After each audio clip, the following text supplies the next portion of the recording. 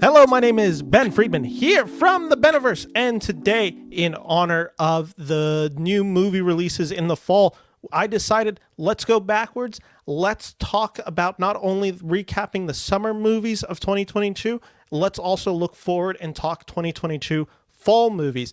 I am bringing on my guest who was on last time to talk about this for the summer movie. Joining me today is a Mr. Christopher Harris. Hey, Ben. Thanks for having me on the podcast again. Very happy to be back on and talking about the fall releases coming up and recap the summer ones that we had previously. Yeah, this was a crazy summer for movies. It was also a really hard fall to make a top 10 list because there's so many non-mainstream movies, I think is kind of the thing. There's not as many studio movies, which are the easier ones to anticipate. It also makes the list a little bit more diverse, which I'm really interested to hear because I think unlike the summer, where I think we had like at least 5 to 7 of the same, I think realistically we will have maybe 3 or 4 that are the same. I think one thing we're going to see that we didn't have prior is that, like, I think during the summertime we had a lot of movies that were going straight to streaming services still, and we're starting to see a lot more theatrical releases now. And so a lot of more independent movies being made and everything, a lot, Oscar season coming up and whatnot, the award season. So I think we're going to have a lot of movies that are going to vary, which will be good. Yeah, I agree. This is going to be a lot more of a heavy award show. At least on my side, because a lot of the movies I'm anticipating are in award contention, it sounds like. Okay. But along with that, we're not only going to be doing the fall movies, we're going to be talking MVPs, and we're going to be predicting the domestic box office, the top 5 for fall 2022. I'm excited. Ready to go. Let's, though, because I had you on originally, the idea was to have you on for summer movies 2022. I think this idea works really well because I love just kind of doing lists. I like doing an overview of it so we can kind of talk and get anticipated for the movies. Chris, I have your list. Okay, let's hear it. I'm ready. I'm actually excited because I kind of don't remember exactly what I wrote. Like I remember a few of them, like the big ones, Yeah. but not all of them. So I'll read your list first. Okay. Coming in at number 10 was Bodies, Bodies, Bodies. I feel like that held up actually decently well. Yeah, I think that was a fairly good prediction. Number 9 for your most anticipated was Hustle, which you could argue might have been a little low. Yeah, that should have been, I think that was a little low. I think that should have been higher. I don't think either of us were predicting how good the movie was actually going to be. Absolutely not. I think we were like hoping that the movie could be like kind of fun schlocky. The movie ended up being like an actual good sports movie. It exceeded my expectations. I don't think it's an amazing movie by any means. Yeah, but I think it's one of the most fun sport movies you can have. And as an NBA fan, like that movie hit every mark you wanted it to hit. Absolutely. And Adam Sandler, blew my expectations away. Again, adding a dramatic role to his, his who killed it in belt. that movie? Besides Juancho Hernan Gomez, who was amazing in that movie. Do you remember who was like, we walked out of that movie and we were like, that guy can like shockingly... Anthony Edwards. Anthony Edwards was such a good antagonist in this movie. We're going to see him in more movies, I guarantee it. Dude, he was like a legit actor. Like, Juancho Hernan Gomez is also like a really good actor in the movie. We hated Anthony Edwards when we walked out of the theater. It was like, damn, he was so good. Were fans of Anthony. We are fans of Anthony Edwards on the Timberwolves. And after we walked out of that game, I'm like, I kind of hate Anthony Edwards and I hate everything about him. That means he's such a cocky son of a bitch in that movie. He almost did too good at his job in that movie. Yeah, he shocked me with how good he was as an actor. So that was your number 9. Number 8 was Minions: Rise of Gru. You were the bold one to put it on. I did not put it on. Yeah, no, I actually liked Minions: Rise of Gru. I didn't think it was as good. You predicted the Gentle Minions. You predicted a craze that I was not ready to see, and you were like, this movie's going to be big. I was right. And you were completely right. Number 7 for you was Marcel the Shell with Shoes On.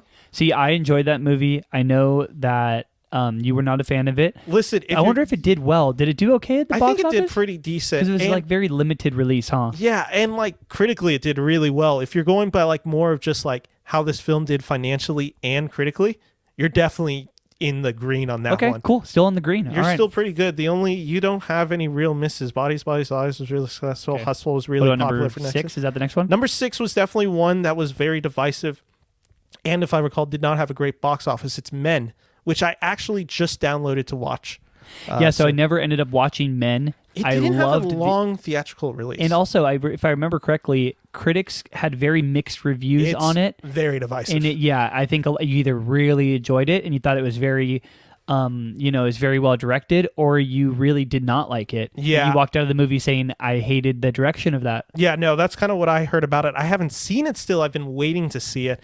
Number 5, again, a good pick from you, Elvis. which ended up being one of the biggest movies of the summer. You know what's funny is I actually just watched Elvis with Natalie, I think 2 nights ago, if not last night. Yeah, Josh told me. And Natalie and Josh only watched half of it, and it was the first half, and that's where it's really building up, right? Yeah, I'm like, because he texted me, he's like, I did not like that movie. I'm like, I totally understand why you didn't like that movie. It's a very stylized direction. You also missed the better of the two halves. The whole residency in Vegas and everything is second half of the movie, and that's where it really picks up. And Natalie loved it. Natalie really enjoyed it, loved Austin Butler, and I'm like, okay, that's good. And yeah, I think that pick held up actually decently. I think it's held up, and he also is, I think, the front runner right now to win Best Actor. I don't think he will. I think there's going to be at least 1 or 2 other guys who are in bigger competition. Yeah. Are you going to do a podcast later talking about like your Oscar predictions? Oh, yeah, you haven't seen it? You already posted it? So what I'm doing now week to week. Well, Ben, you know I've been so busy. Yeah, I know you've been busy, and it's been so hot in Sacramento that I kind of don't blame you just going home and sleeping. Yeah. But so what I'm doing, and it was kind of based on an idea we talked about a while ago, I'm doing power rankings each week. I wanted to do so. I'm like, I made this whole Excel spreadsheet. I broke down it in like 5 or 6 categories. I'm grading it between 1 to 5 in each category. So it's like celebrity. Are they a famous person? Are they in an Oscar type movie? So are they like, for people like working with Steven Spielberg, that's a higher rating than someone who's like with an unknown. All these like little categories. Is this the type of performance the Oscar awards? Blank, blank.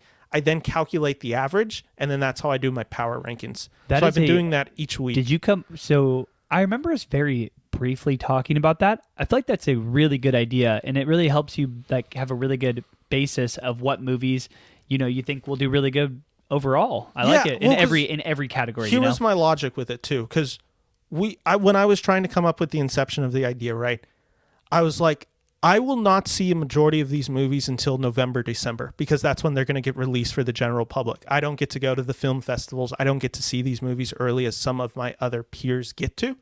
So I'm like, how do I talk about these movies without kind of just like being general and being like, oh yeah, Paul Dano is the type of actor who could get nominated for the Fabelman, Steven Spielberg's Fabelmans.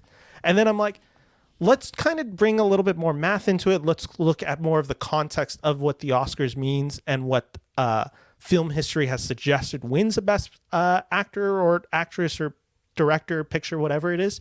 Let's bring that all. Let's talk about their career. Let's kind of break down. So the criteria is like, if it's on 3 big like publications list as possible like nomination possibilities. So like if it's on Variety, if it's on Gold Derby, if it's on like Hollywood Reporter, anything like that.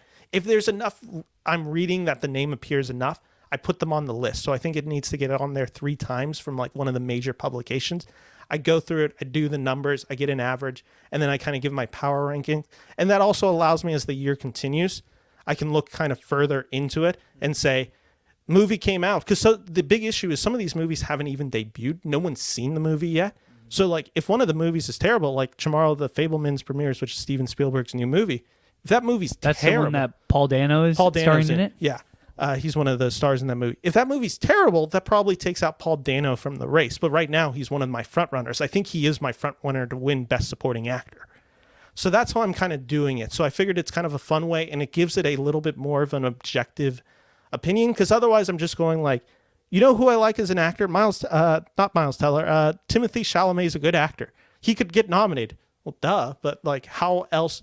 Like, but then when you think about it, he's in a cannibal movie. That's not the type of movie the Academy Awards nominates. Yeah, no, I understand. I get it. But yeah, so it's kind of inspired by an idea you had talked about, where we were like, how do we kind of do the Bill Simmons podcast feel of it, like talking like ESPN sport heads. I like that. And then like also talking about that in the context of a movie. I think that's a really unique idea. It's very good. I think it gives a very fresh perspective on it, and it could change weekly, like what you're saying. Like it could change, like, oh, this movie came out, this kind of moves it around a little bit. That's my like most excited thing to do about it. As we get like closer to the movies and actually getting to see it, then I can like do an update. Like, this is what the race looks like now. 2 months ago, it looked like this. Now it looks like this. I do feel like Austin Butler is going to get a nomination for the Oscar. I think he is too. But I think right now he is a front runner, but I do agree. I think later on he will not be a front runner. Yeah, and specifically with the Best Actor, which I haven't done a video on yet, I think this year's competition is kind of weak. So I think Butler is going to have a better chance because he doesn't have huge competition to overcome.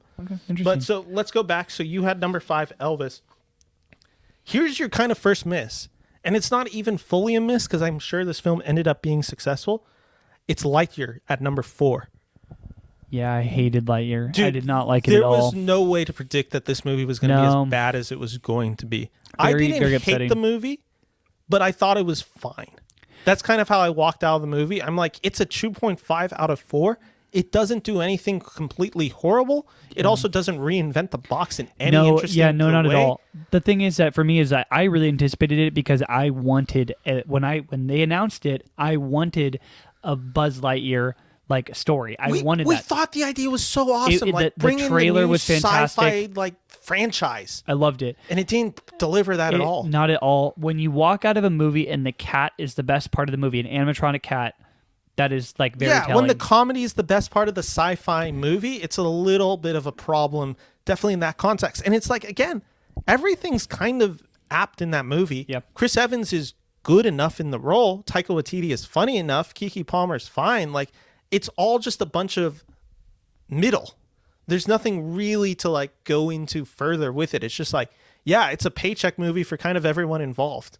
And there's no heart or passion in that movie. I did not particularly care for that movie. That's been my probably biggest disappointment of this year. Number 3, again, a really strong pick, Doctor Strange 2, which again, we were, I think from that point on, I think we were going to see the movie in like a week. So there was already like a good feel like this movie's probably going to be a pretty big movie this summer. Yeah, that one hit. I think it's the best Marvel movie this year so far because I liked it more than I liked Thor. Yeah, no, I agree. I think I liked it more than I liked Thor 2, but just by a hair. Yeah, I kind of agree. That's where I'm at. I think the movie is like half a really good movie and then half of just a really generic movie. Not even a bad movie, just really generic. I think the stuff where they like kind of tie in the universe more, I think that's kind of a disaster. Yeah. Like the Illuminati scene with John Krasinski as Mr. Fantastic. Yeah. Spoiler. Did I put Nope at number 2? You did have Nope at number 2. Yeah. So I just good hit. Was it you? Really good hit. So was it you and I that just rewatched it recently? Or I have not gone to rewatch it since. Who did I just rewatch it with? I just went and saw it again recently. With some of your friends from work. No. I went with Rosie and her sister. Did Rosie like it more the second time? Yes, very much so. I want to see it again. We had such a shitty viewing experience the first time. I've talked about it before when I did my review for it, which I waited a month to do because I'm like, I don't want to review this movie after this first experience I had watching it. One, because of how bad the theatrical experience was. Literally, the screen is zoomed out, so it's not like a full encompassing. It's like just like half a rectangle in, and then like a bunch of black on the sides. Our lights are on. Like, you remember above us, the lights are like flickering on and off. The audio quality, the sound to our right is completely busted. So you can't hear half the dialogue, and the other half completely blown out. Is completely blown out and like echoey. The picture as well was also like out of almost focus, blurry and like out of focus. Which is just like the thing that movie's kind of been undeniable for is how it looks. And when we're like watching the movie and we're like, it looks bad because we can't actually see anything, that's a huge failure of the theater. Yeah. Because you know the whole thing with that movie for the night scenes, they're actually shot in the day. They do like really clever camera tricks to like basically make it look like it's not. It's incredible. Yeah. See, the thing is that like I want to see it again. I liked the movie when I watched it the first time. I didn't understand a lot of it, but I liked it. I was fine on the movie. I was like, this is a gentleman's 2.5 out of 4. The second time I watched it, I really liked it. I understood a lot more of the direction. I thought it looked really, really good. I enjoyed it. I had a great experience the second time around. And then what was my first one was definitely Thor: Love and Thunder. Thor: Love and Thunder. Yeah, and again, I thought it was fine. I didn't love it. The box CGI office wise, you did well there. Yeah, okay, cool. Yeah, good. Notice there's one huge movie missing on your list and my list, and you can catch that. Don't say it yet, but you'll see it when it's on my when it's not on my list. All right. Number 10 is Hustle. I had it way too low. We both had it way too low. We were both like, this is an Adam Sandler movie, but we're just kind of thinking it's going to be a generic one. Not. Number 9 was Body's Body, so we had ours flipped. I did not like that movie, but I think it is ultimately a successful movie of the summer. Number 8, you didn't have this one, Chippendale Rescue Rangers. I'm glad I had this one. This was a good win by me, I think. That was a really funny movie. I thought that was a great movie. That was a really clever comedy. I've got some of the best. It's got some of the best laughs out of me this year was watching that movie. Yeah. So I had Chippendale Rescue Rangers. Here's my huge miss. I put the movie Pleasure on there, which was a neon movie about a Swedish girl who moves to LA to become a porn star. I saw that movie. I didn't particularly like it, and it made no astounding release. No one really saw this movie. So it wasn't a well-seen movie. It was a pretty good reviewed movie, and it was a movie I didn't like. So it was just like, this one was a huge miss for me. Number 6, I had Nope. We've already talked about it. Number 5, I had Cha Cha Real Smooth, which was a good pick on my part. I think I really like that movie. That's a really good movie. Lightyear was number 4 for me as well, so we both kind of just missed on that one. Number 3 was Elvis, so that was like big hit. Big hit for me. Big hit for you on that one. Yeah. Good pick. Doctor Strange 2 came in at number 2, probably a little too high for that movie in retrospect. But regardless, I mean, that was a really hyped movie when it was coming out. And then number 1, Thor Love and Thunder, which, again, understand why I made the number 1 list, didn't live up to my expectations. Ultimately, a fine to, at times, good movie. Yeah. Can I guess what movie we missed on? Yeah, there's one movie that ended up being our favorite movie of the summer that is on neither of our list. Is it X? No, that came out March. Oh, okay. Think about this summer. Think about a movie that Top Gun Maverick. Neither of us had it on our list. Do you know what happened? It was on our box office list, though, right? I had it on mine. I know I did. You did not. Oh, was it one of the ones had it? I did not. Had it at like number 6. Here's the thing about this. We recorded the episode, and then the movie debuted at CinemaCon the next day. And I remember going over to your house and talking about it. I'm like, I think we might have just made a mistake with not including Top Gun anywhere near the list. And then we saw the movie and we're like, this movie's outstanding. It's the most visceral, most fun movie you'll have of this summer. It's one of the best movies that's come out in a summer, probably in a decade, honestly. It's one of those movies that I think I could sit down and watch and always be like, I can always find enjoyment in watching it. I can watch this movie countless times. I've seen it 4 times already. It's really hard to find it. It's really hard to find a flaw. And sure, is it slow at times, and it's got romance and it's got cheesy parts, but that just it adds to the movie. It adds to it's so good. It adds to the movie. It adds to the overall, Jennifer aspect Connelly's of what it's hot. going for. In the first movie, it pays homage to it beautifully. It's a better movie than the first one, which is a movie I love. Like, that's the crazy. We didn't have that on the list. I can't. It's our biggest miss. What do you think the mustaches? Come on, we got it going strong. Here's the thing. Like I said, we talked about it the next day. We're like, maybe we should have had this on the list. It ends up being, a spoiler alert, it's the number 1 movie domestically of the summer. It's gone on to gross $1.6 billion, which is an absurd amount worldwide. And it's, like I said, it's $750 million plus in domestic run. It was number 1 at the box office this past weekend. So it was number 1 at the box office Memorial Day weekend and Labor Day weekend. That's insane. That is absolutely insane. So with that, let's go into the box office. So I'll recount yours. You had... Oh, wait. Oh, here it is. Okay. You had Nope at number 5. Okay. You then had Jurassic World Dominion number 4. You then had Lightyear number 3. Thor Love and Thunder 2. Doctor Strange 2 at number 1.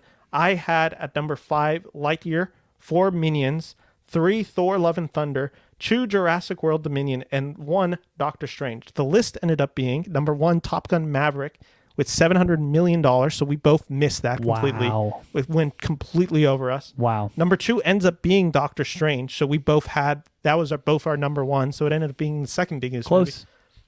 Number 3 is Jurassic World Dominion. You had that 4. I had that at 2. Okay. Number 4 ended up being Minions Rise of Gru, which I had. You did not. Number 5 is Thor Love and Thunder, which I had 3. You had 2. Okay. That had $340 million. And then Elvis came in at number 6 with $150 million. Wow. Domestic. So that was a really good one that I don't think people were expecting. And then Nope ended up being number 7. I had DC League of Super Pets as like my 6 or 7. That ended up being number 12. That movie bombed. Ooh. And I actually heard it was a good movie. But so that's the summer. Okay. We had a pretty accurate thing. I'm not going to lie. We did decently well. The issue is we missed the biggest movie of the year. We did miss the biggest movie of the year. It makes me a little nervous because I'm not super confident in my list for what movies will box office. For fall. Yeah, no, I'm not. I'm not confident. I don't even know. When we were coming into the summer, I think you and I were both it's probably Doctor Strange. This fall, we could have either, to be honest. There's, I think, two candidates that could easily be number one, and I don't know where to put either one. We'll get into that in a second. But let's just talk about the fall movies of 2022. Let's do it. I ended up having like 25 movies that I wrote down, and then 10 only made the list. So I guess let's just do two apiece. The easiest way to do is just start from 10, go all the way up to 1. So let's start. Chris, I'll let you start with your number 10. Yeah, so we're going through the our top 10 most anticipated movies of the fall, right? This is it's from now, it is September through December. How I categorize this is it's from Pinocchio, which was September 8th to December 31st. Okay. Every movie that comes out from there is fair game. Okay. Yeah, so I'm going to start again, I kind of agree with Ben. The movies that are coming out this fall, there's a fuck ton of them. There is a lot of movies to pick from, and there's actually a handful of movies that I actually am interested in seeing. This is a personal taste list in the sense that like the I think we're gonna summer have a lot is of like, okay, there's the big films that are going to be like week to week. These are the films that they're advertising. This is going to be much smaller films, and it's like, okay, which one piques my interest? Yeah, you're reading and I think it's good that we're going to have varying lists, but I'll start. So my number 10, a movie that I'm not crazy about is it's Guillermo del Toro's Pinocchio at number 10, and it's in they just released the Disney live action Pinocchio, and the thing is that I know Guillermo del Toro has a great track record as a director, and he's doing a stop motion. Is he directing this movie? Yeah, or is he producing it? He is either producing or directing it, but I know that he partially wrote it and has a big role in it. Oh, really? He's in it. Okay, that's interesting. So the film is directed by Guillermo del Toro. It's coming out to Netflix. Yeah, Ewan McGregor, David Bradley, Ron Perlman, Kate Blanchett, Finn Wolfhard, Christoph Waltz, Tilda Swinton, Jim Henson Company behind it. Oh, you might have had a good pick. This might be an underrated. This could be, if it's good, it could be like an animated movie. Yeah, so that's what my thought process behind it is that I'm thinking about the animated movies this year, and I'm like, Lightyear was trash. So Lightyear, in my opinion, will it get nominated for an Oscar? Maybe, just because Disney fucking owns everything. But the thing is, I really hope it doesn't. And I hope this movie does. I think what will happen, if I'm just predicting best animated picture early, I think it's going to be the Pixar movie that gets in. Did Encanto come out this year or was it last year? Last year. Okay. So I think Churning Red. I think the Netflix movie The Sea Beast is in good contention. Yeah. Disney has another movie called Strange Worlds, which we might be talking about later, that I think will probably be the Disney one represented. And then something else could round it out, like Pinocchio and something else. Yeah, I think I think Pinocchio has a good Spider-Verse were to have come out this year, I think it would have been Spider-Verse's to lose. Yeah, that would have been my number one most. It would have been my number one too, but it got delayed. But yeah, so this Pinocchio movie looks interesting to me, and I don't love Guillermo del Toro's track record personally, but the thing is, I think that he can do it well. I think Pinocchio is a story well suited for a director like Guillermo, and I think his sensibilities are probably much more in line with a Pinocchio story rather than a Zemeckis. Just before we started this podcast, you and I were just talking about how the new Pinocchio that came out, Ben just posted a review about it, so you should go watch Ben's review. But one of the things that Ben was talking about is that it's basically just like a replica of the original movie, and with this Pinocchio, I don't think we're going to get that. I think we're going to get based more on the Grimm stories. No, and that's a good thing. I think that's give us a new Pinocchio. Yeah, we're getting a lot of change. It's a good pick. It wasn't on my short list. It wasn't on my 25. Reading the cast, and I am a big Guillermo del Toro fan. Mm-hmm. It's a good pick.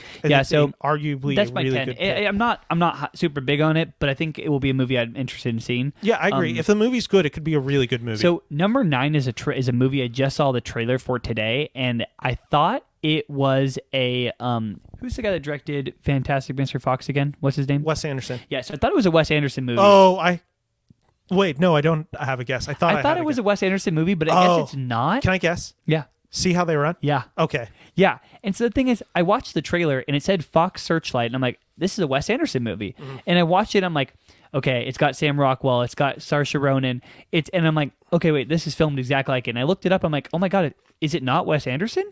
Mm-hmm. Yeah, it's not. And so I'm like, okay, this movie, it looks good. It looks good. It looks really good. It was on my short list. It looks very funny. It looks like something I'm very interested in. It looks like it's going to be a like murder mystery kind of movie.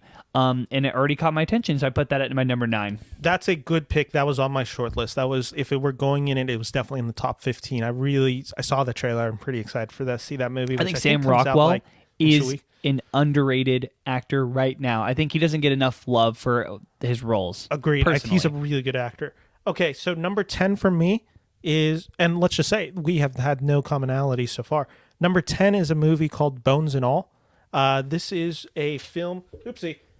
You dropping shit. Dropping papers. This is a movie that stars Timothée Chalamet. This is reuniting him with the director of Call Me by Your Name. Call Me right? by Your Name, who I'm looking up a little bit more information on Letterboxd about. Yeah, this movie. I know very briefly about this movie. Luca Guadagnino. He, like I said, Call Me by Your Name. This film just premiered at Venice to great reviews. It has Timothée Chalamet, Taylor Russell, Mark Rylance, Michael Stuhlbarg, Chloe Sevigny. Really great cast.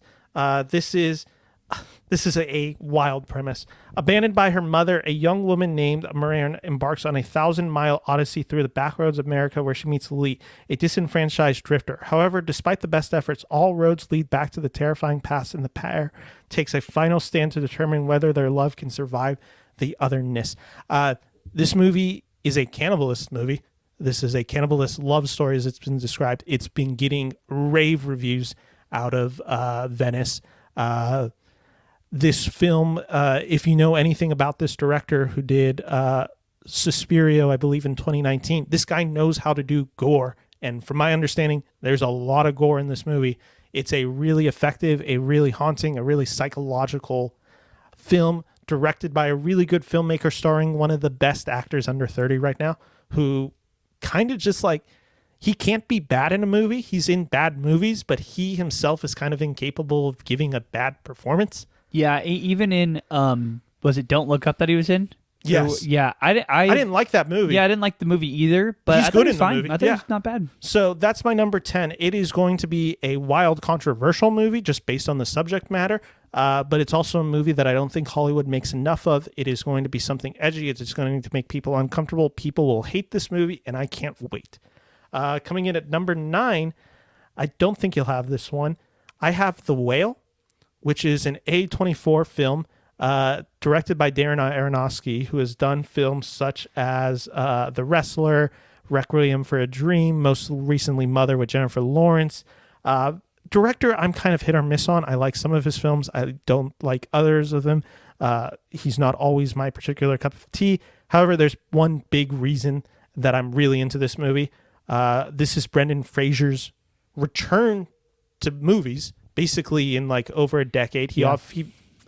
Everyone knows the story about him getting blacklisted because he gets sexually assaulted by a producer who then like throws him out of Hollywood. After the Me Too movement, he's kind of able to speak up and kind of regain his name. He's been working on TV. This is his first big screen appearance, I think, since like 2008.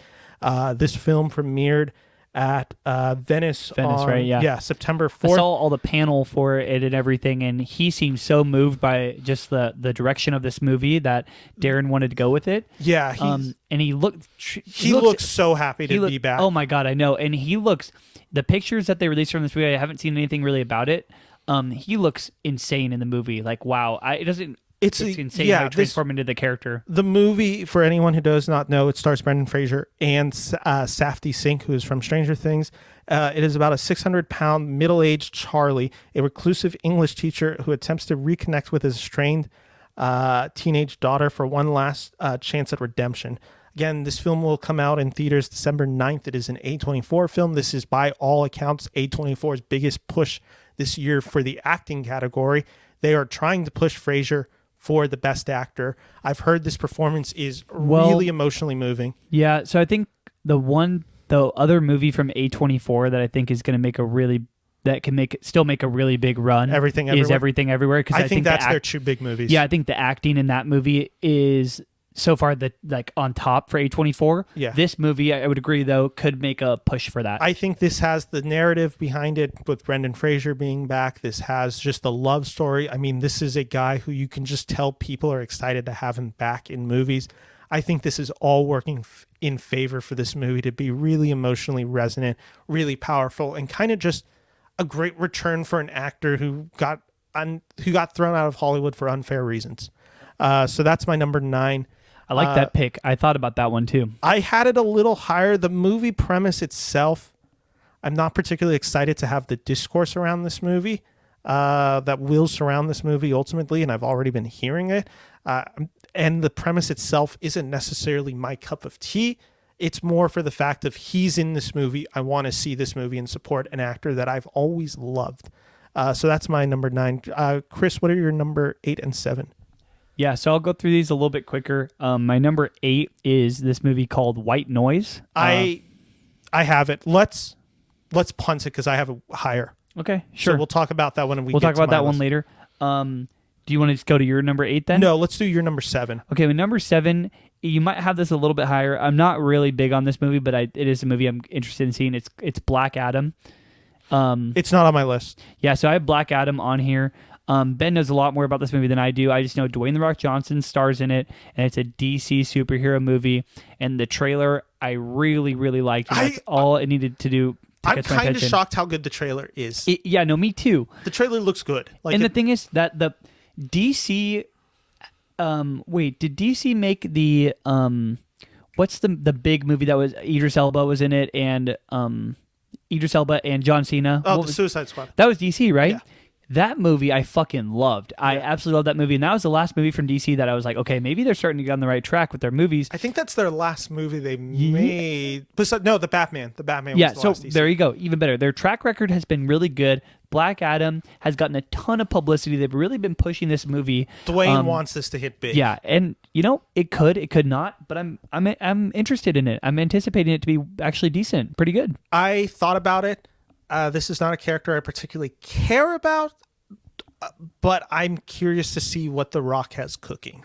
Okay. This was a contender, but didn't make it on. But it was on the short list where I did write Black Adam ? So that's your number 7. Yeah. Okay. So let's hear your 8 and 7. My 8. We might punt this one because I have a feeling it's going to be higher for you. Avatar: The Way of Water. Is that higher for you? Yes. Okay, we'll talk about that in a second then. So interested you have that one so low. I'll explain my reasoning. Number 7, I'm sure we both have it on the list. I'm curious where you have it. I have Blonde. Yeah, so I have Blonde right above that at number 6. Okay, then let's talk about it now. Let's talk about Blonde then. So Blonde premiered this week at Venice. I'm trying to see if there was a date. Yeah, here it is. No, I did not write down a date. Oh, no, I did. It's September 8th. It premiered to polarizing reviews, some calling it pedantic, misogynistic, exploitative, with others calling the film an unabashed psychological interpretation of what it means to be a celebrity, a woman in Hollywood, and a woman in American society is a metaphor for our times, themes of Me Too, all this kind of like going on. This is a film from Brad Pitt's production company, Plan B. It is being released in Netflix in literally 2 weeks from now. Like I said, premieres at Venice to really some strong divisive reviews, though they're all praising Ana de Armas. This is, and the key for this movie is an American historical fiction movie. This is not based on a true story. This is taking the character of Marilyn Monroe and kind of doing their own interpretation of this character. It's based on a book by Joyce Carol Oates. The filmmaker is Andrew Dominic, who has worked on such films as The Assassination of Jesse James by the coward Robert Ford and Killing Them Softly, both Brad Pitt movies. This is his first narrative feature since 2012. This film's going to be crazy controversial, I can tell you right now. It's NC-17, which is a crazy rating to get. Very few movies ever get it. This film is going to be uncomfortable. It's going to be exploitative. It is going to be sex-filled. I'm curious if I'm going to find it tasteful or not. There is reportedly sexual assault enacted on the screen. There's supposed to be some very private moments that are... Some people are even questioning the morality of this film being made and the taste of which the director did it. Some are calling this, should Dominic have done this film because he is a man? And is his view of the woman maybe a little bit too navel-gazing? Yeah. So there's all this kind of going around with this I think film. there is a lot of that. I do think there is going to be a lot of people that come out and go, "Wow, this movie is something else. It's something you're not going to see. Maybe we haven't seen before. Maybe we're not going to see again." And the thing is, I'm really happy that Ana de Armas is the one stepping up to the plate to play this role, because she is such a big audience right now with eyes on her, and she's been such a prevalent actress right now. Mm-hmm. And so for her to take this role. And Marilyn Monroe is one of the biggest female icons of all time. And yes, she was a sex symbol, and yes, she was an actress, and yes, she was a model and everything. And she had cameras on her nonstop. And that's something in the trailer. By the way, the trailer looks fucking phenomenal. It looks incredible. It looks incredible. And drop dead gorgeous. And so if the movie looks anything like that, it's going to look stunning. It's going to feel stunning. It's going to be racy for sure. Like, and it's going to be like nonstop. There's going to be controversial stuff happening. This is going to be a film that you do not watch with your grandparents or parents. But the thing is that I think this movie, I'm going to come out of this movie going, damn, like I like this movie. Like I like the idea behind it. Yeah. That's my anticipation of it personally. That's my anticipation too. Like I said, this movie, I don't think she should get any shit at all for doing this movie, though. I need to see the movie before, but based on what I've heard of her performance in the movie, I don't think she will be getting Crow for this movie. I don't know if she's going to get nominated for it, though. I don't think she would. I think this is going to be a crazy controversial film, and I'm wondering... this is a film that is going to have to dive into what it means to be a celebrity, what Hollywood did to her, essentially. This is going to be a film that, if my guess is correct, will probably attack the Kennedys, which is one of still the most powerful families in the world. You're going to have some of the Joe DiMaggio, the Arthur Miller relationships in there. You're going to have to deal with the fact, like, she is essentially abused and mistreated and exploited by Hollywood for their gain, and then they kill her, basically. You can interpret whether she actually commits suicide or overdoses, or if she actually like is killed off. Like, there's this whole like controversy around that. What role did the Kennedys did or did not have with that?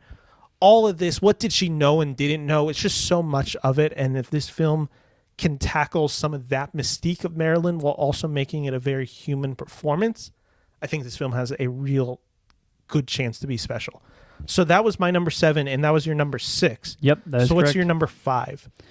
Yeah, so my number 5 is a movie that's going to be coming out, I think this month. It comes out in September. It is it's a prequel to one of my favorite movies that we saw this entire year. Yep.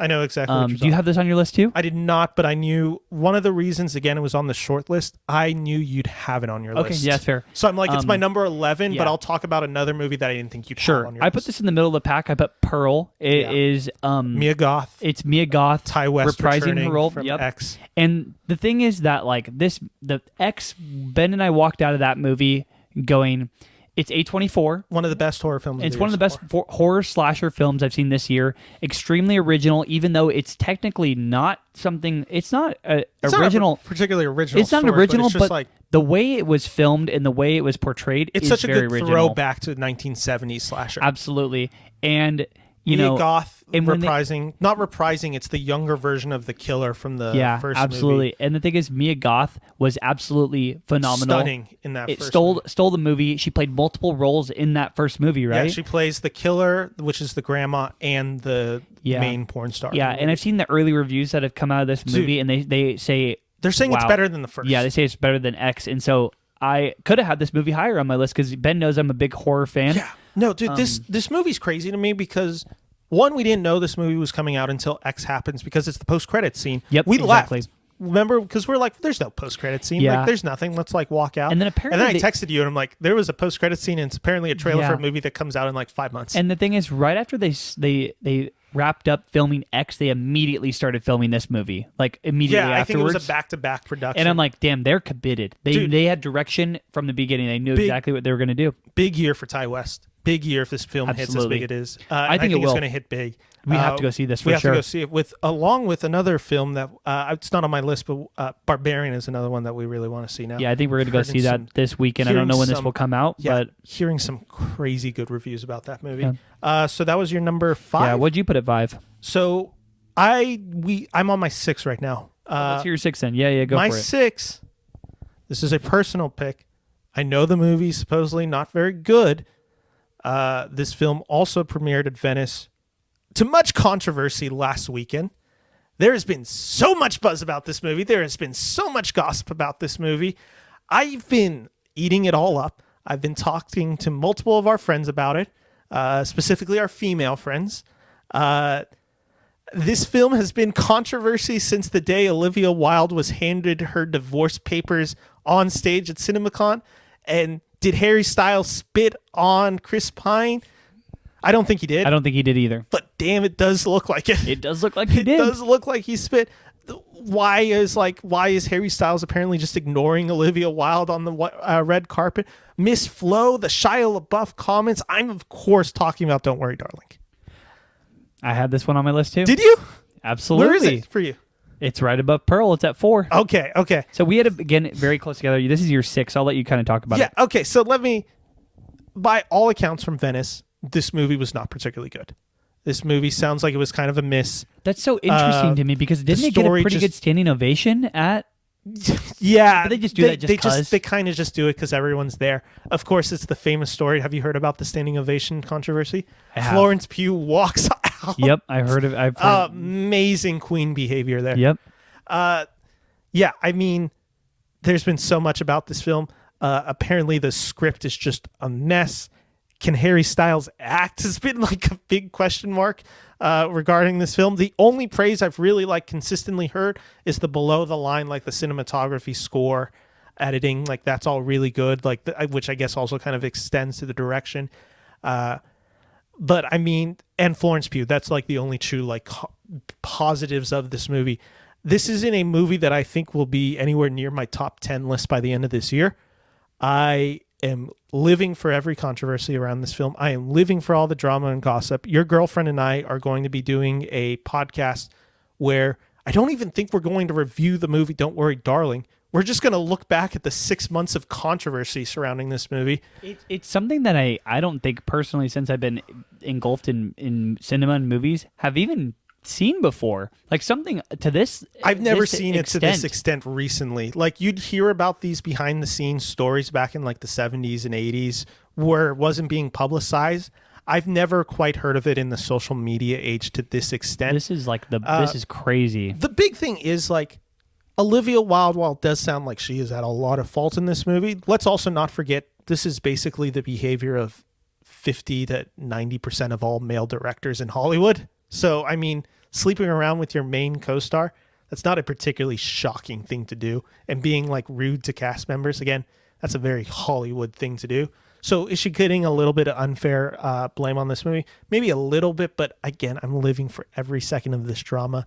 The Shia stuff like 2 weeks ago was just amazing. Yeah, we're doing a whole podcast on this. Like, I will be listening to that for sure. Yeah, Rosie and I Absolutely. I think we're going to record the podcast, then go see the movie, and I'm going to try convincing her to come on to my spoiler review for that movie because I want to consume this movie as much as I can. So that's my number 6. Let's hear your number 5. What's your number 5, Ben? My number 5, and this could have easily been higher. I just kind of didn't know what to do with this movie. It is The Fabelmans, which is the Steven Spielberg directed movie. This film is a story about Steven Spielberg's life, essentially. This film follows growing up in the post-World War II era Arizona from age 7 to 18. A young man named Sammy Fabelman discovers a shattering family secret and explores how the power of film can help him find the truth. This is the film that Spielberg has thought about since 1999. He's really wanted to make it. He just wasn't sure if he was in an emotional state and ability as a director to make the film yet. This is completely based off his childhood. I think it's an adaptation of his childhood, not like a straight up, this is what happened for his childhood. So this is a very personal movie for Spielberg. This is a film that stars Gabrielle LaBelle as Sammy, which is supposed to be the Spielberg stand-in. Julia Butters, who is most famous from Once Upon a Time in Hollywood, is the little girl as his sister. The mom is played by Michelle Williams. Paul Dano plays Spielberg's dad. And Seth Rogen is the fun uncle, the fun family friend who's the uncle. This is written by Steven Spielberg and Tony Kushner. Kushner, who's done Angels in America, just last year did West Side Story with Spielberg and has done Lincoln, done a lot of great films with Spielberg. It premieres at TIFF. We're recording this on the 9th. It premieres tomorrow at the Toronto International Film Festival on the 10th. This will release November 11th. It's a Spielberg movie. I don't really have to go into any more reasons of why I'm excited for this movie, besides the fact that this is a movie essentially about Steven Spielberg discovering his love of film, and he's one of the greatest, if not the greatest, living director ever. But yeah, if you needed any more reason to get excited, this film cinematography is done by Janusz Kaminski, who did Schindler's List, Saving Private Ryan, Lincoln, and West Side Story. The score is being composed by John Williams, and he is re-teaming up with Universal Pictures, which he's also released Jaws, Schindler's List, Jurassic Park, and E.T. on. I feel like I need no other explanation except that the greatest, if not the greatest director, one of the greatest director is making a movie that he's always wanted to make and about his life. I'm kind of surprised you didn't have that movie a little bit higher. Seems like you're pretty excited about that movie. I could have had it higher. It's hard for me. It was kind of hard where some of the other movies we've either heard about or I have such an excitement for. I mean, we haven't even seen a trailer for The Fabelmans. The only thing we've seen is a poster, which is a really good poster. I have a feeling if this movie hits tomorrow at TIFF, this could easily jump up way higher on my list. I think Paul Dano is the front runner for Best Supporting Actor. I think it's going to be the thing of here's the craziest thing. He's never been nominated just straight up for an Academy Award. Wow. He's been in films that have been nominated. He has never gotten a nomination himself. What was that one movie that he did? Prisoners? No, not Prisoners. He was phenomenal in. No, not Prisoners. No, dude, he has like the craziest track record. So he has Little Miss Sunshine, which he gets. He doesn't get nominated. But what was that about again? That's the film about the RV, the family going on a not that one. trip. What's the other one? He then has There Will Be Blood, with he's co-starring alongside Daniel Day-Lewis, and that's one of the best films of the ever. He obviously has Prisoners. He had Swiss Army Man with Daniel Radcliffe. What's the movie he was like singing in or something, or like he played Love and Mercy, where he plays the Beach Boys. Yeah, there you go, that one. Didn't get nominated for that one? He's gotten no nominations from the Academy Awards. I think what is going to happen is there's going to be like, they're going to watch this movie. If this is good, again, this is all based on the idea. Is this movie good? They're going to watch this movie. They're going to be like, he could be great in the movie, and he was also the Riddler, which he was really good in earlier this year. Mm-hmm. This guy's never been nominated. We should nominate him, and he should probably win for the body and years of great work that he's put into Absolutely. it. So I think he is a front runner. Yeah, I love this cast. I love everything about this movie. I'm pretty excited for it. And if this hits, I think it will hit big, like very many Spielberg films have done already. So that's my number 5. So what's your number 4? My number 4 is Don't Worry, Darling. Which we already talked. Yeah, we just went over it. I'm pretty excited for that movie. Yeah. Do you think Harry Styles can act? Or TBD? I think I would agree with TBD. I think it's probably TBD. So what's your number 3? Well, no, I want to hear number 4 first. I want to hear number 4. Oh, okay. This will not be on your list. I have very personal reasons for this making my list. This is the film Clerks 3, which is Kevin Smith's film based on the Clerks series, which was one of the first big films out of Sundance along the time of... I've heard of the movie. I don't really know much about it, though. It's kind of what kicks in the indie movement of the 1990s. This and Reservoir Dogs with Tarantino. Like, these are kind of the big movies that really introduced indie cinema at a big thing. This movie wouldn't be particularly high on my list. However, he's taken Kevin Smith, the director, writer, and one of the stars in the movie. He's taken the movie on tour. He's always been one of my favorite just people to listen to. He has a great podcast. He's a huge movie nerd. He's a huge comic book guy. One of my favorite things of media ever made was this like 4-hour interview type show that he did with Stan Lee, where they're just talking about the origins of Marvel history. He's kind of the guy that like gets my love of like comic books really started. I love a lot of his movies. He's taken this movie tour, and it's coming to Sacramento, and I was able to get tickets, and I got tickets to the VIP. So I'll be getting to meet him. He's giving everyone who's at the VIP, we all get the script of the movie signed by him. We all get pictures with him. Like, we all just get to talk with him. That's nice, fam. So For that reason really alone, cool. I think it's like October 1st for me or something like that. He'll be in Sacramento.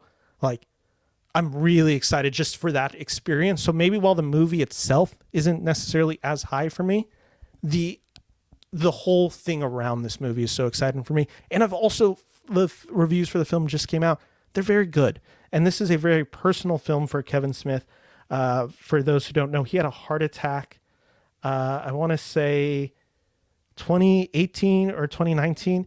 So this is a film where the main character, after surviving a heart attack, Randall Graves, decides to make a movie with his buddy Dante about their lives at the convenience store. It's a very meta film based on Kevin Smith's life. This is like bringing back all the Kevin Smith actors, like Ben Affleck's in this film as well. Like there's just this whole cast involved with it. It sounds, like I said, it's very meta, but it's also just sounds like Kevin Smith kind of getting to do his love letter to film and his tribute to not only his work, but just the larger surrounding of film in general. So I'm really excited for this whole experience and to meet him. Cool. That's awesome. Fantastic. So that's my number 4. What's your number 3? Okay, so my number 3 is Avatar. Okay. I feel like this is probably a good opportunity. That was my number 8. Okay, yeah. So I'm curious why you put it at 8, because the thing is that this is it's been a long time since I've seen the first Avatar. This is the fall movie experience. By all accounts, this will probably be the most beautiful, fun film to see in the theater. Yeah, and the thing is that I think the main reason I put it up so high is not necessarily because it's one of the highest grossing movies ever, and I didn't necessarily love the first Avatar. Yeah, I don't particularly but I think it's because James Cameron, his track record is one big reason why. 2 is because the trailer is by far stunning. One of the most cinematically beautiful things I've ever seen. Agreed. Ever. The underwater sequences in that, literally, I got chills. Yeah, in the theater, and I have to see that movie in IMAX. And it's probably going to be 2.5 to 3 hours long. And the thing is that's going to be a lot. But the thing is that it's a movie that I have to see. I absolutely have to see it. You are right for having it so high. I'm really excited to see it in theaters. I'm really excited to probably see it multiple times in theaters. In terms of actually caring about the movie itself, my love of it's not particularly interested in it. However, like I said, you're right to have it this high because it is probably going to be the cinematic experience of the year, rivaling films like Avatar. And it's probably going to get nominated for a ton of visual effects and CGI and all this stuff. It's going to sweep the below the line categories at the Oscars. Everything that Dune got last year, right, is what it's going to get this year. And if it's good or if it's about the same quality as the first film and it's just as inventive in its technology, you could be seeing a Best Picture nomination for this film. A few things I wrote down about this film. James Cameron is one of the best world builders, storytellers we have. The fact that he has this whole 5 movie arc planned out, the fact that he's tied in, made new creatures that are now available to see at the Disney World ride, which I really want to do that ride. I've heard that ride's awesome. Yeah, Pandora. Yeah, I've heard that I've always ride wanted to do that as well. Incredible. This is some of the stuff about this movie. The technology is crazy. The cast learned free diving to film underwater. They're not in scuba suits. They are legitimately holding their breath for upwards of 7 minutes. Kate Winslet, one of the most famous actresses of all time, broke the record for holding her breath underwater for filming it. Tom Cruise had the record for Mission Impossible 5. She broke it over 7 minutes underwater filming a scene, free diving. How is that even fucking possible? That's crazy to me. Wow. Yeah, over 7 minutes underwater. That's crazy. Cameron has been talking about how inventive this movie was. This film, the reason it took basically 13 years to make isn't because it was production issues. It's because Cameron was like, I need to develop the technology to make this film. He was talking about making this film glasses-free 3D, and he ultimately said that's not what this movie is, but that's still an idea that he's tinkering with. He wants to make 3D in a theater without glasses. That's the craziest thing I've ever heard. That's such an inventive thing to do. This guy makes technology for the films. This film, the CGI tech and the camera work that they could capture underwater is just insane. They have 15 cameras that they had to develop cameras that could be and shoot underwater and capture the CGI motion needed to do the tracking on the actors' faces. While all the teams that are working the cameras, they all had to learn free diving too. James Cameron, like a 70-year-old guy, learned to free dive to film this movie. Yeah. It is kind of the most inventive movie possibly ever. The cast this is what shocked me. I didn't know how good the cast was. Sam Worthington obviously returning, Zoe Saldana, Sigourney Weaver, Stephen Lang, Kate Winslet, Michelle Yeoh's in this movie. This cast is outstanding. Vin Diesel's in there. It's absolutely insane. I could have easily had it higher. It's a movie that I'm kind of like, I know my expectations are low because, again, I'm not the biggest fan of the first film, but I'm excited to see this film in a theater. Yeah. Do you think this movie could be like a Top Gun? Like it's just going to be like a movie that maybe you and I like aren't the big like super high on, because I wouldn't say I'm super high on this movie. I think I am anticipating seeing the movie and am excited to see it. I'm not anticipating loving it by any means. That's how I feel too, where I'm like, I'm going to probably see this movie 2 to 3 times in theaters, and I don't know if I'll even love the movie or particularly like the movie. It's going to be like I think I could assume it's going to be like a Top Gun experience where it's like you and I are be like, yeah, we're going to go see the movie because we have to, and then we go out and we're like, wow. Like, if this movie's good, this movie could be huge.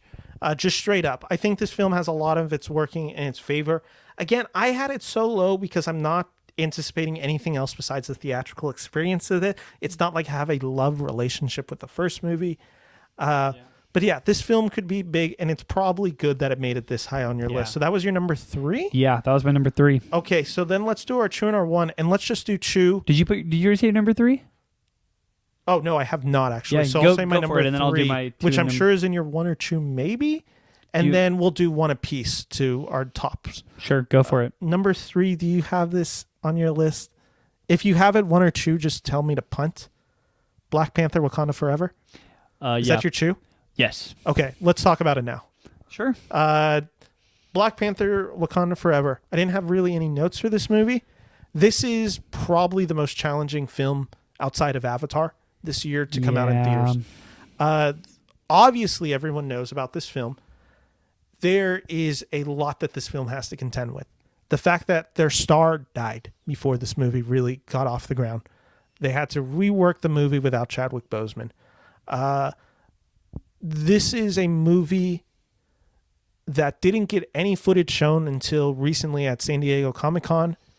And I remember us talking about the movie before any footage had come out. And I wasn't excited by any means. I'm not excited. Like, this is going to be such a hard project to pull off. It just kind of feels impossible for this movie to be anything competent. Yeah, I did. Because Ryan Coogler's doing it again, right? He's doing it again. I love him as a director, but I'm just like, this is an unwinnable situation for him. I 100% agree. And then something happened, and we saw the trailer for Black Panther Wakanda Forever. I will contend, if this isn't not only the best trailer of this year, it's maybe one of the most beautiful trailers ever made or ever edited together. This trailer brought me to tears watching it the first time. This trailer is so emotionally moving. This trailer looks incredible. The special effects look incredible. Like, not just like good or not even like some of the mediocre stuff like we've seen in Doctor Strange or Thor. This movie looks beautiful. Yeah. Beautiful, beautiful. Yeah, the thing is that this movie, I think there's only 2 outcomes for me when I go into this movie. I'm either going to be like, okay, yeah, that's like another Marvel movie, or I'm going to come out of it and be like, yeah, that absolutely was fucking awesome. Like, that was the best homage to Chadwick Boseman. Ryan Coogler has to be perfect when he's making this movie, because I think it's such an unfair task to direct it on. It really is, because like he has, it's so hard for him. And the thing is, I really do feel like only he could do it. I think because when you have no the one experience could have stepped into this when movie. you had the experience of working with Chadwick one-on-one and making the Black Panther character come to life, and now he's gone from the equation, and you have to input, new characters, new roles, a new cinematic, perspective on it. He's the only one that could pull it off. If you put another director in there, that they'd be lost. They wouldn't know what to do. Because not only is Ryan Coogler having to direct this movie and spearhead this movie, he also has to basically be the captain of the ship, where he has to rally the cast together, who I'm sure all of them are having like doubts about making this movie. They're all probably thinking like, should this movie even be happening without Chadwick? Like, he is Black Panther. Yeah, I think that was my initial reaction. Is I didn't think this movie should have been made in the first place. I think it would have been. It almost felt like a backhanded slap. You know? There was And- just so much like weird about the movie Yeah. because you're like, we're not going to get Chadwick. It's going to be tragic. It's going to be hard to think about watching a movie without him. Here's what I think about the movie. I think regardless of how good the actual quality of the movie is, the storytelling in the movie, I think at the end of the day, this movie is going to be a really touching tribute to Chadwick Boseman. And I think that's arguably more of the important things to do. I think if this isn't maybe considered one of the best Marvel movies, but it's a really fitting tribute for Chadwick Boseman, I think people are going to accept that movie for what that is because, again, it's a really hard task. If this movie is an incredible homage to Chadwick Boseman, a touching tribute to him, and also as good or better than the first movie, this is a contender not only for Best Picture, this is instantly one of the biggest films of all time. This film has everything to lose and everything to gain in some way. And this is somehow it's now the most important film Ryan Coogler has already made in a career that has had multiple really important films in his filmography. Yeah, It's absolutely. Doing Crazy. Yeah, and like I said, that trailer, I mean, I think also the thing that's going to really rally this movie is I think the performances are about to be outstanding. I mean, we saw Angela Bassett in that trailer. She's the only one with speaking lines in the movie, or in the trailer, I should say.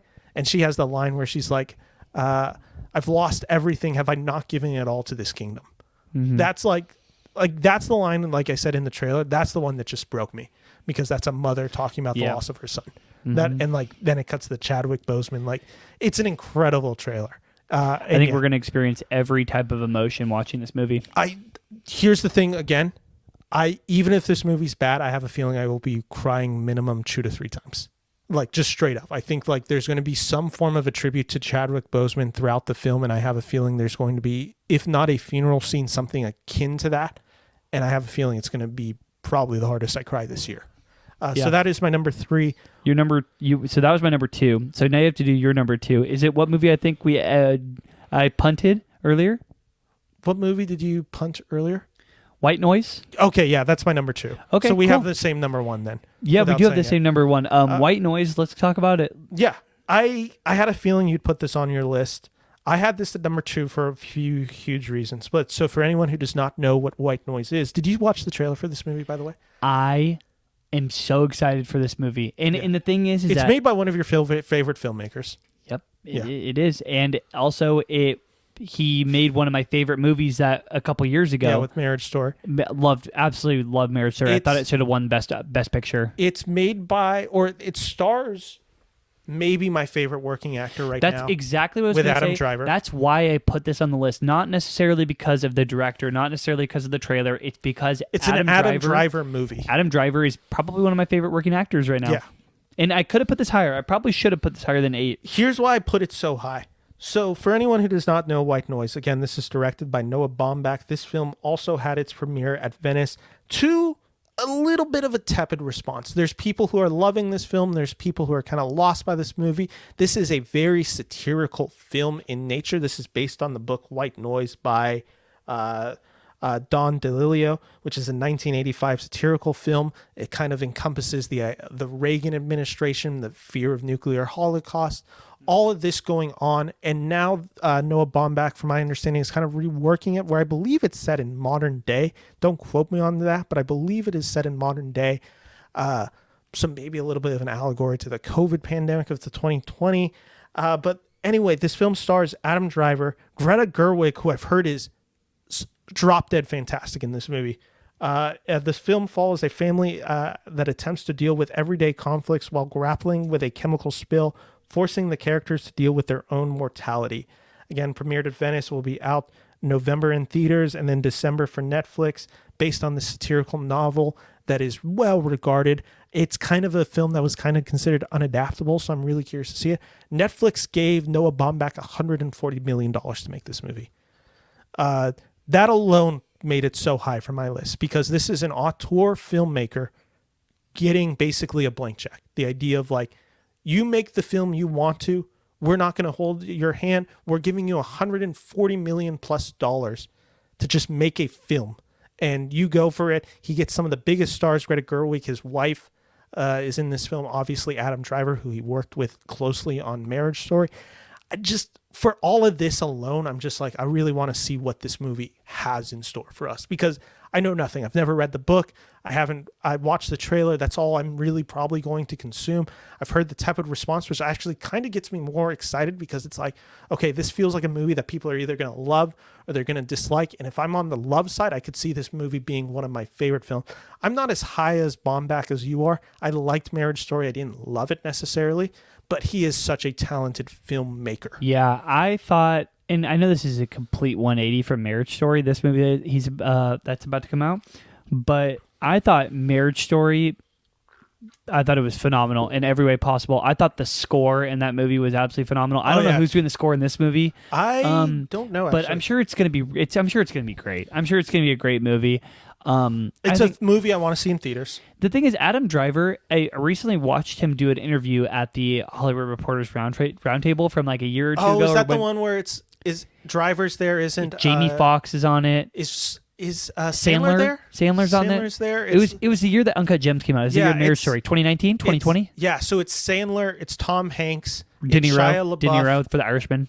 De Niro, and then who you just mentioned, Fox, and then obviously Sandler. Driver. Yeah, great and cast. 6 of like the most different type of actors. Yeah, and he was just talking about his experience picking roles and how he cries and all this kind of stuff. Like, he's such an interesting actor, and he's had the most. If you guys haven't heard about Adam Driver's experience getting into acting, you need to go listen to him. Former Marines guy, goes in kind of as a therapy for him. Yep. This is a guy who I read an article for the magazine Highbrow a few months ago where I broke down Adam Driver's career. It's an article I'm very proud of, but from like his first big film is like, I think 2012, where he's a supporting character in Lincoln. So since like 2012, he has worked with the likes of Steven Spielberg, Martin Scorsese, Spike Lee, Noah Baumbach, Ridley Scott twice.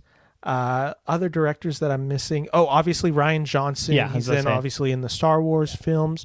He has these smaller independent films like Patterson. This is a guy who just picks the most interesting projects. He's also, the thing with this film being so supposedly darkly comedic, this is a guy who pulls off comedy better than you would think a guy like him could pull off comedy. If you've ever seen his SNL hosting, this guy is crazy funny with being a guy who literally almost doesn't understand comedy. He's doing a shtick. He's a guy that shouldn't be funny because he's taking it way too seriously. Yeah, and that's what makes him funny. He's just so uniquely charismatic. He is a guy like no other that I've ever seen. And I really hope he is really good in this movie, because I thought he should have won. Again, I'm pretty biased because I really love Marriage Story. I thought he should have won Best Actor for Marriage Story. I think he got nominated, right? He gets nominated. He's the contender along with Joaquin Phoenix, and I think the performance of Joaquin Phoenix also based off the fact that Joaquin Phoenix had never won.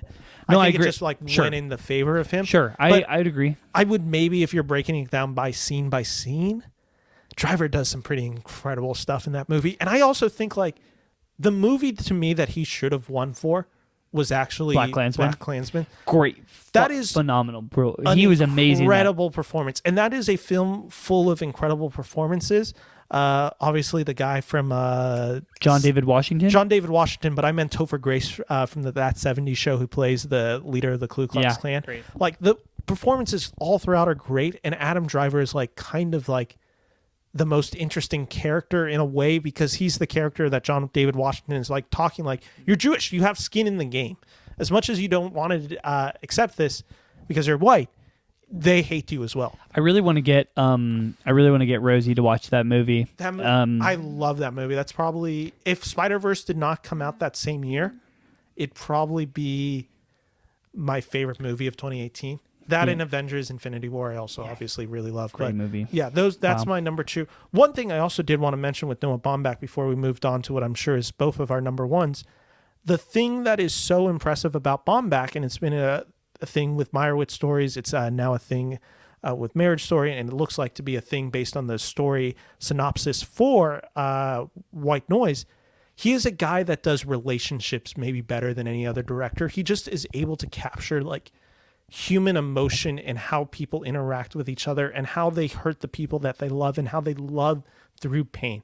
I mean, if you think about the big fight scene in Marriage Story, it's maybe the most haunting like scene in that movie, and it's maybe the most cinematic of it, and it probably features the most flashy acting.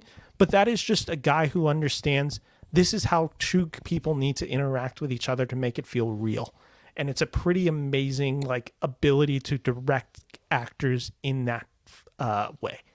So yeah, really talented, really excited for this movie. Can't wait to see it. I'm seeing it in theaters.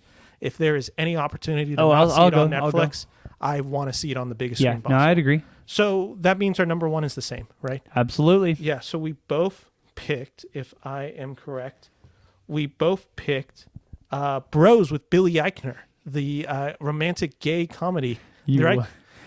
Not that one? No. Actually, yeah. Yeah. I'm actually like low-key excited for Bros. Like I think that it'll be movie fine. looks pretty It's coming funny. out on Netflix, right? No, it comes out in theaters I think in like 2 weeks, and I've then it heard goes pretty on good things about it. And I like Billy Eichner, but that is not my number one. No, not at all. My number one is Glass Onion and Knives Out Story. Knives Out 2. Okay, so let's just talk about it because the trailer released yesterday, September 8th. I didn't watch the trailer. Oh, so it came out? It came out. It's not a real trailer. It's more of a here's who's in the movie. Oh. So it's like Daniel Craig, Dave Bautista, Catherine Hahn, Kate Hudson, like blank, blank, blank, Edward Norton. So it's kind of just them in their outfits. I'm going to watch it. And it has like kind of the puzzle idea, and then Daniel Craig gets to do his I can't do the accent. How's he do it? He has that like Kentucky Fried Chicken. Kentucky Fried Chicken. There's a donut hole, and in the hole you unravel the donut, and you just go, wow. You'll get there. Yeah, I'll get there. I can't do the accent. The Chris Evans line in the first movie, your Kentucky Fried Draw. Foghorn Longhorn. I didn't know they released that, but yeah. I mean, what's not to be excited about with this movie? This is one of the best movies of 2019. If, again, the film... Did it get nominated for anything at all? No. It gets nominated for Best Original Screenplay and maybe some below-the-line categories like editing or something like that. But let's see. 2019, my favorite film of 2019... Jojo Rabbit's obviously my favorite film of 2019. Knives Out is probably my second favorite film of 2019. Parasite one of being my like favorite, up there, too. One of my favorite directions from... recent memory that I can even think about is Knives Out, right? Ryan Johnson. It's such a well executed achievement in everything, in cinematography and writing and direction. The script is absolutely phenomenal. Ana de Armas is phenomenal in that movie. Chris Evans is a perfect asshole in that movie. Everyone in the cast is fantastic. Daniel Craig is chewing the scenery up to an absurd degree, and it's amazing. It's even got like Lakeith Stanfield, and he's almost forgettable in it. Yeah, and he's like the 10th most important character in the movie, and yet is giving a very credible performance as the police officer. Yeah, this movie is incredible. So let's just talk about Glass Onion, which sounds like it's probably based on the Beatles song Glass Onion, which is the idea of you keep peeling a glass onion, you keep peeling it to reveal kind of nothing there, and nothing of real substance is what the Beatles song is about. So that's an interesting inspiration for this title. Yeah. But this film is going to premiere tomorrow at TIFF, Toronto International Film Festival, September 10th. It will release in theaters, it sounds like, in November, and then on Netflix on December 23rd. The film stars Daniel Craig, Edward Norton, which is great to see him returning to a big screen film, Janelle Monáe, Catherine Hahn, Leslie Odom Jr., Jessica Henswick, Dave Bautista, Kate Hudson, Ethan Hawke is one in this film. This is a film that Edgar Wright, the director of Last Night in Soho, Baby Driver, Shaun of the Dead, all those films, he tweeted out, I can't say anything about this film. I love it more than the second one. Oopsie. Or I love it more than the first one. So let me rephrase that. Wow. He tweeted out, I can't say anything about this film. I love this film more than the first movie. Oopsie is like basically the tweet he says. If that doesn't get you excited, that should get you really excited. I saw the trailer. I didn't particularly love it. It's a lot of boat shots in the movie, open sea, and it kind of looked like a little I think what's so amazing I think they want to keep it the nuance there. You know, the thing about the first Knives Out movie is the set design is just incredible, and the open sea kind of makes it look a little CGI, even if it's not CGI. I hope when we spend more time on the boat and in these exotic locations, like because it's kind of looks like it's a parody of Death on the Nile, the Agatha Christie novel. I hope we get a little bit more of that elaborate look to them. But with a cast like that, with a creator behind that, with Daniel Craig returning, this film just sounds like it could be the start of a really fun franchise, which is just like, and you can tell Rian Johnson relishes making this, and you can tell Daniel Craig loves being Detective Blanc. Yeah, I think he makes or breaks this movie, and the thing is that I don't see him breaking it by any standard whatsoever. I don't think this movie can't be bad. There's no way. The most important thing is the writing has to be clever. If the writing is subpar, this movie probably falls apart really quickly. But yeah, I'm really excited for it. It is also my number one. Just like for everything I said, even if I didn't necessarily love the trailer, it's the movie that you just have to anticipate. It can't be here soon enough. So that's our top 10 most anticipated fall movies of 2022, which then should bring us over to the box office game. Not the box office game because that's a blank check podcast, so I can't call that. This is more of just us predicting the top 5 most likely biggest hits domestically, so 1 through 5. So let's both start off. Read your list. I'll just go straight through it. Yeah. Top to bottom. And then we'll talk about it after. Yeah. So again, I'm not confident in this by any means. Not confident in any means. Not confident in it, but I'm gonna just kind of wing it. I think number 5 in the box office for the fall time is going to be Halloween Ends. Okay. I put that as my number 5. Number 4, I have Don't Worry, Darling. Okay. I think all of this media coverage that it's getting is going to add a lot to it. It's going to add a lot to the box office total. Number 3, I have Black Adam at number 3. Okay. Number 2, I have Avatar, and number 1, I have Black Panther. Okay, we basically have the exact same list. What's your list? My list is also Halloween Ends at number 5, Black Adam at number 4. I put the Disney animated film Strange Worlds on there. That just seems like a safe bet. Number 2, I also had Avatar: The Way of Water. Number 1 was Black Panther: Wakanda Forever. The big distinction is we're doing domestic. Yeah, domestic. I think if it was worldwide, I think you could easily make the case that Avatar is probably the highest of those 5. But let's just kind of break down the list. Halloween's Ends. This was a weird one because they're all a lot of the films we talked about are festival darlings / Academy darlings, which means they are not going to have a huge box office. They just don't. These aren't typically the films that do huge. Interesting. I have one note to add when we're done. I'm going to highlight that right now. But anyway, so Halloween Ends. It just was like, this is the end of this trilogy that has been... I thought the second movie wasn't particularly good, where I really liked the first movie. If this movie hits... It has a really impactful thing with Jamie Lee Curtis and Michael Myers. I think this movie could be huge. The first film had like an opening weekend of like $80 million. So if this can replicate that type of success, Halloween Kills didn't have that, but it also came out like right as theaters were opening. So it was in a weird place. And I don't think the movie was particularly good. I think this movie looks much better. Black Adam, I think we kind of just both had the same logic. It's a superhero film. If this movie's good, this could be a well-earned superhero movie. I could also see this in theory being a flop. I think there is a potential for this movie to be a flop. Number 3, I said Strange Worlds because it just felt safe to bet on a Disney movie. I actually thought you might have this movie on your list. I thought the trailer for this movie is incredible. I didn't watch the trailer yet, so that's maybe why. I actually didn't seek out the trailer. I saw it in theaters. It was just playing, I think, maybe before I saw Thor.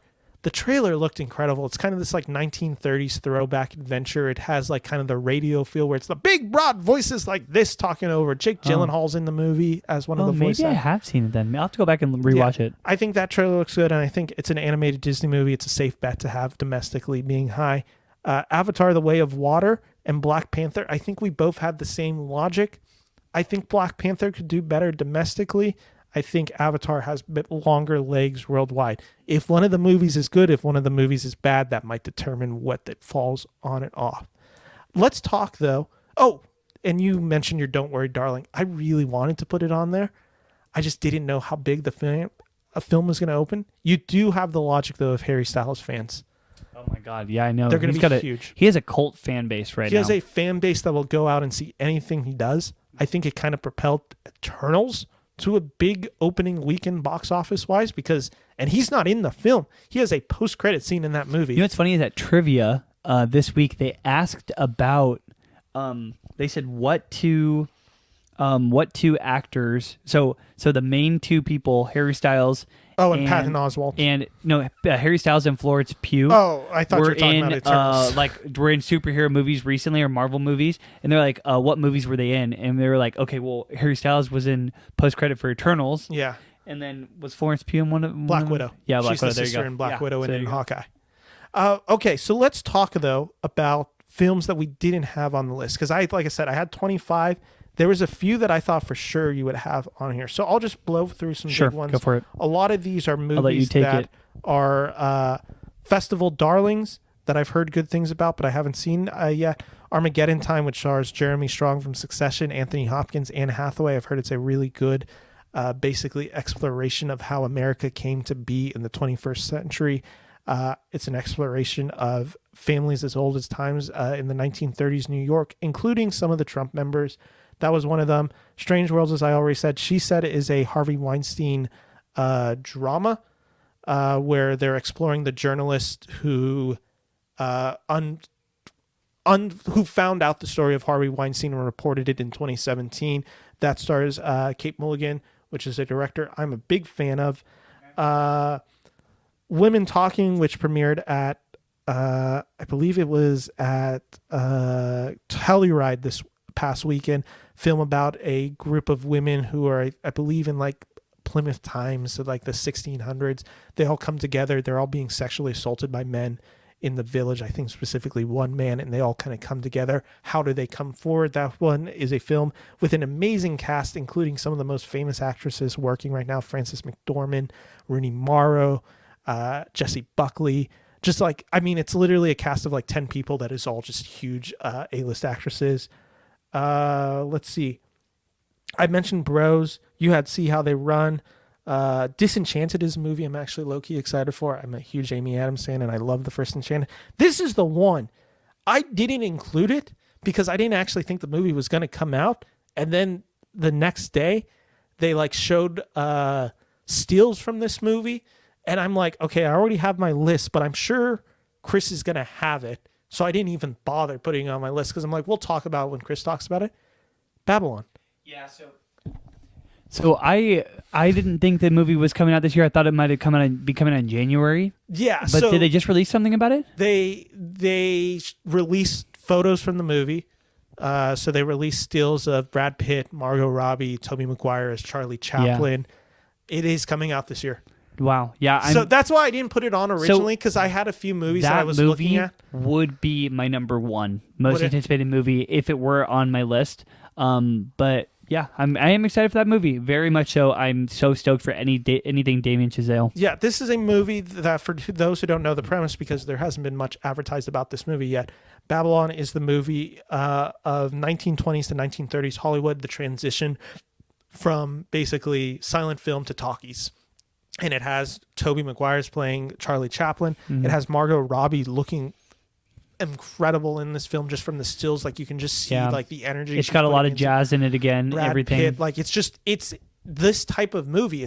I think it's the first real period piece that Chazelle has done. I get First Man was technically that, but that was a very modern period piece with it being 1960s. This is him going to a very specific style of acting in Hollywood.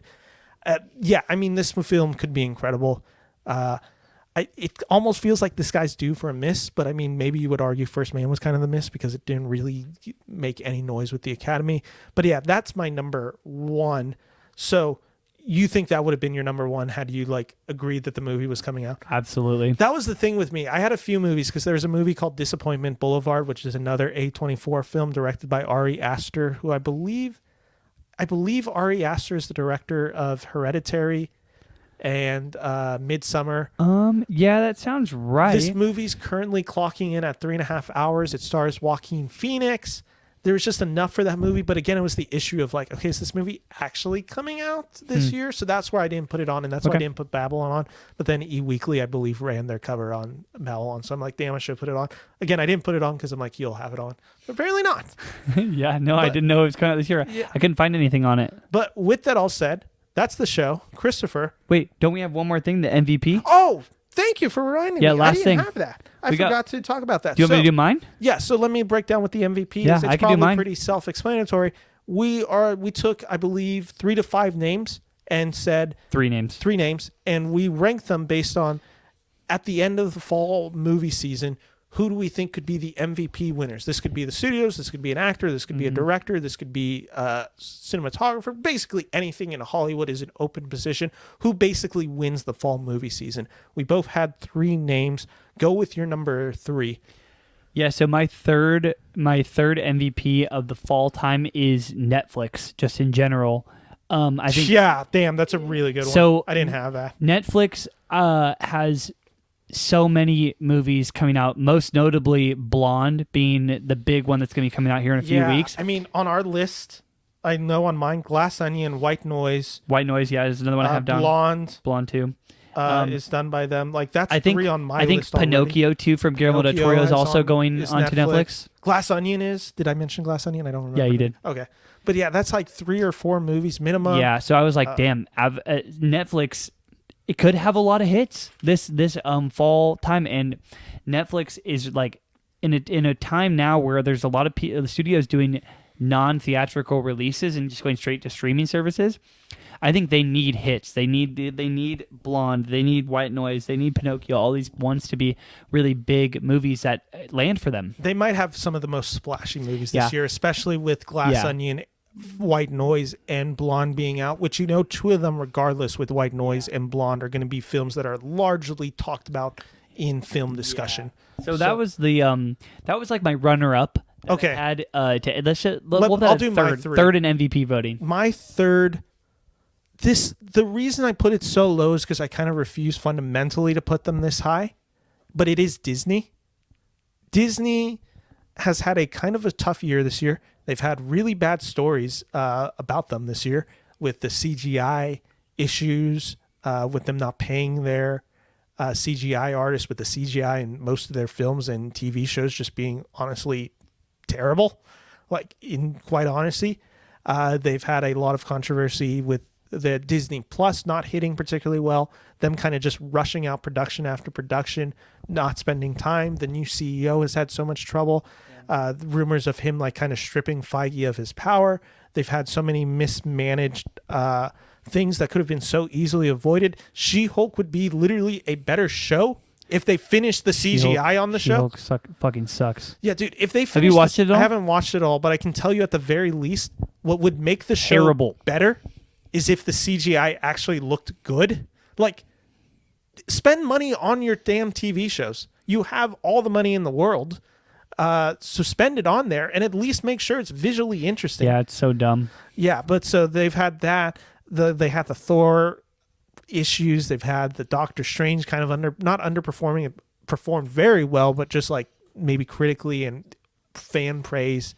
They've had all those issues.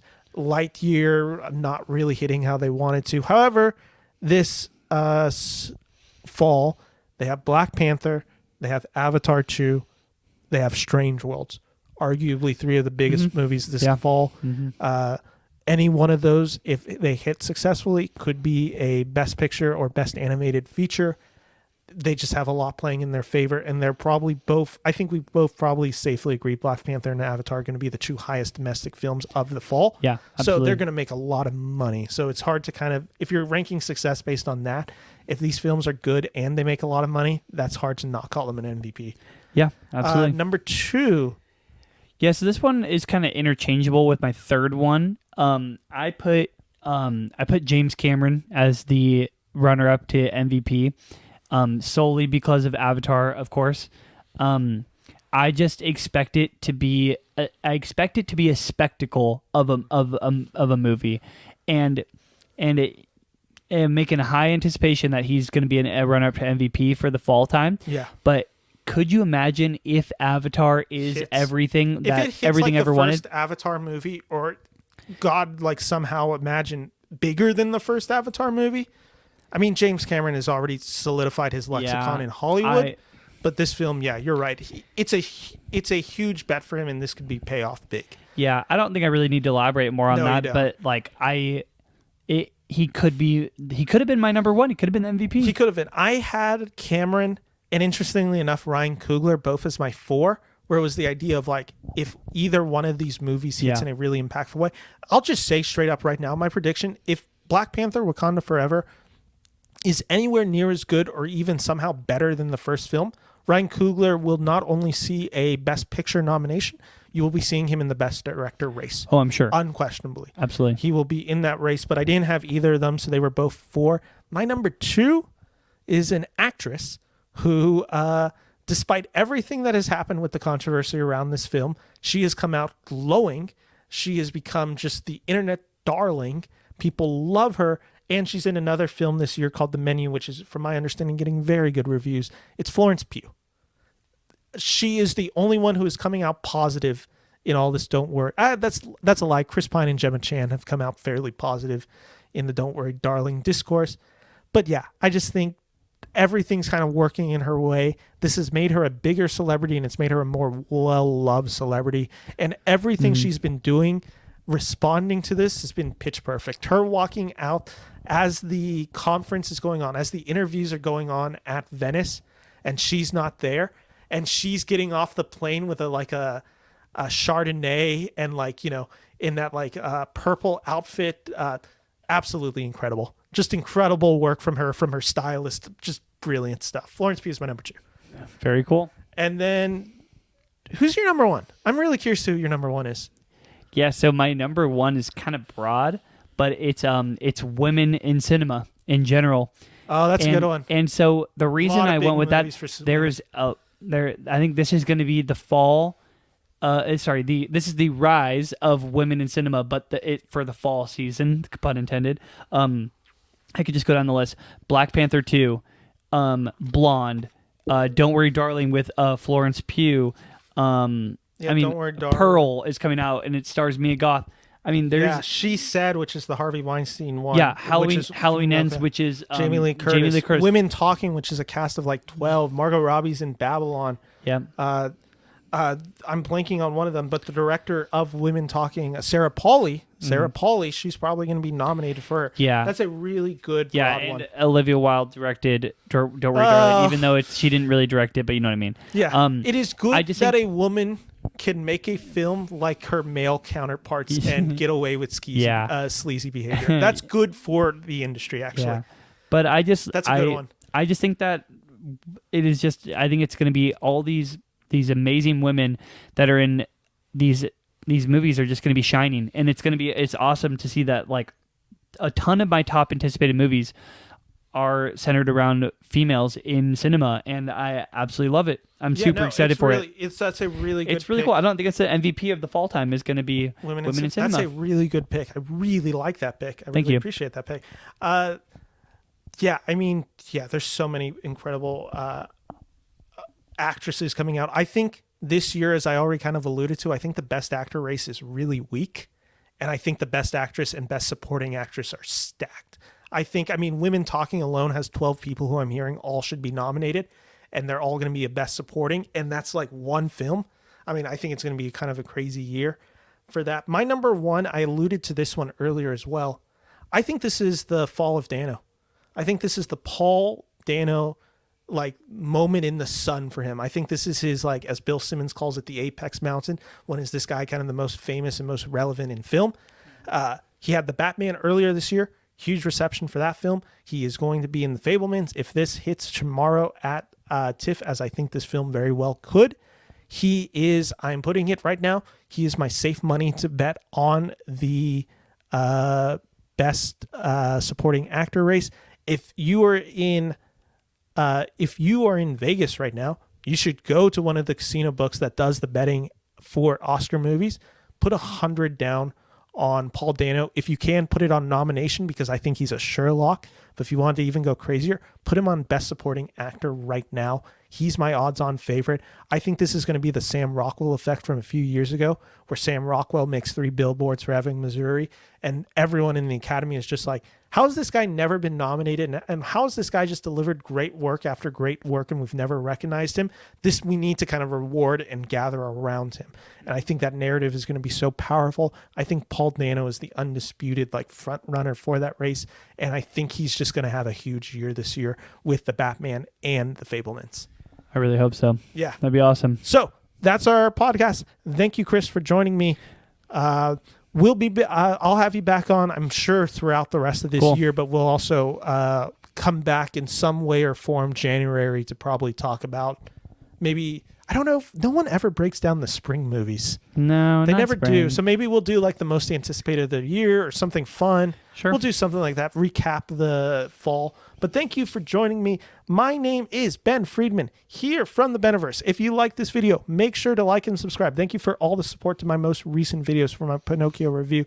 Thank you, thank you, thank you. Chris signing off. I'm signing off. Thank you guys for watching. I'm Ben Friedman from the Beniverse. Take care. Bye-bye. Bye.